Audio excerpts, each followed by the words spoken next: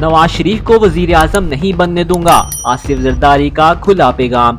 आसिफ जरदारी ने नून लीग के खिलाफ ऐलान जंग कर दिया। साबिक सदर आसिफ अली जरदारी ने जरदारी हाउस नवाब शाह में उमायदीन शहर से खिताब किया।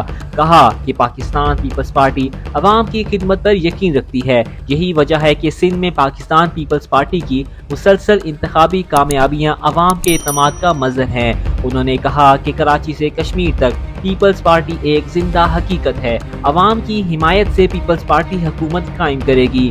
आसिफ जरदारी बोले कि मैं अब नवाज शरीफ को वजीर आजम नहीं बनने दूंगा।